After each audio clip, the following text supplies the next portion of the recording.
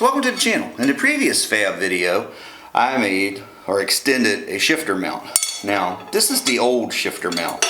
As you can see, something was welded on it right here. And what that was this little adapter.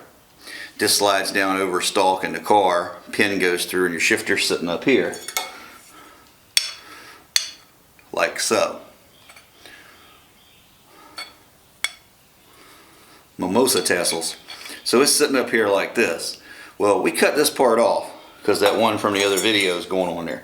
Now what I got to do is weld this inside of here, because this shoulder fits that stalk that was on the bottom of that plate that I extended. That drops on here, and then when you get your shifter positioned where you want it in the car so the driver is comfortable, you drill your hole and pin it. So that's what we're going to do tonight, is put these two together. Little quick job.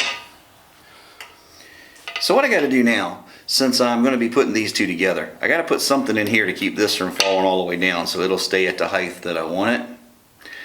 I got to cut a chamfer in here, and I don't have a chamfering tool quite big enough for this. And then I need to cut a line or scratch a line through this bluing or anodized coating that's been put on this side so that we can get a clean weld. So since I don't have the tool, I'm going to use the round side of this two-sided file.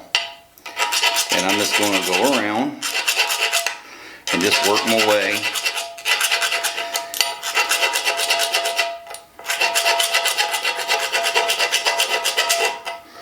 all the way around this.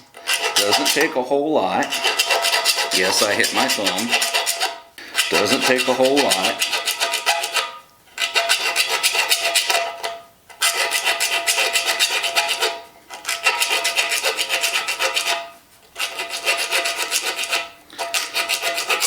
Okay, so before I fire it up and get going here, I've cut a little bit of a chamfer in there. You can kind of see it. There it is. It's not a lot of chamfer, but it's a chamfer. Now, a long time ago, a very wise man told me that the beginnings of a great metal shop is to have a good wood shop. And like when I do little door projects for people and put in locks and things like that from time to time, I keep these little wooden plugs. And where this is going to come in today is we're going to put it inside here to hold this up where we want it while we weld it. And the way we're going to make sure we're at the height we want is to put it right here and make sure that we miss this hole, because we don't want to block the hole, because that's what's going to hold it to the car. So if we drop that in there and we're level and we can't see anything but wood through the holes, then we know that'll work. So there's that. So now I got to mark this piece so I can clean it to weld it. So I'm going to take my pencil or my Sharpie, whatever the case may be, my scratch, my scribe, whatever you want to call it, and I want to run around. And we're going to make a line on it. And there's the line. And that is where I'll sit this on here. And I want to take my file and go to this side of the line.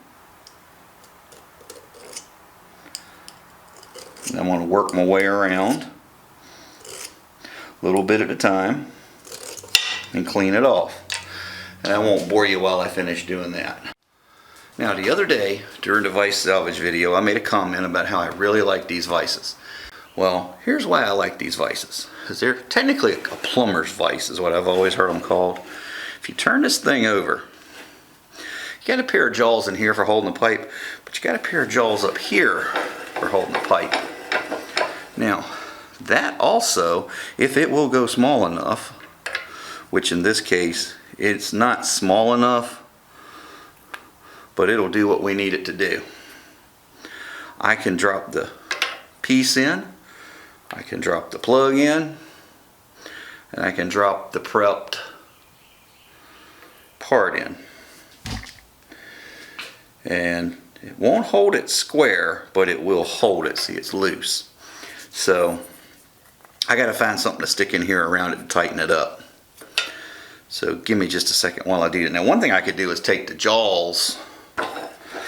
If this vise hadn't had the rust issue, I could open this up like so, take the cap screws out, take these jaws off, and that'll let it close up there.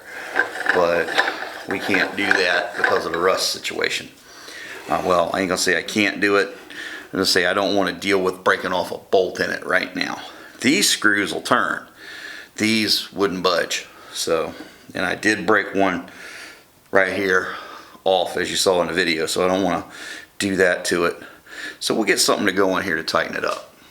So this is the part of fab work nobody tells you about. The part where you have to stop and adjust a tool, or make a piece, or fix something, or the plan changed a little bit since you talked to the customer, that sort of thing.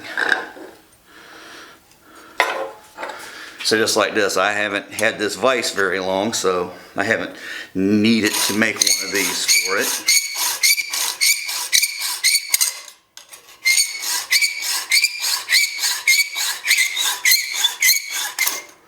But here we go. So now, from a piece of scrap aluminum, I got 290 degrees. Let's go ahead and roll this over. Swing this back in. We'll put one over here and one over here.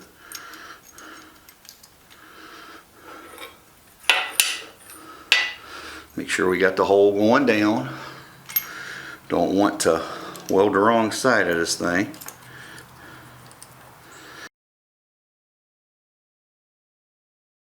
Now, we could put it there on one, but I would feel better if we were sandwiched up on two.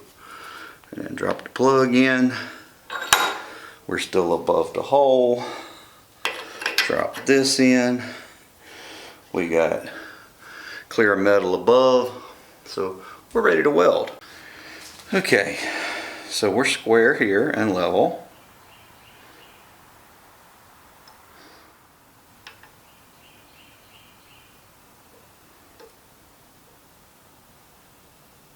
That's level, because it needs to come this way a little bit.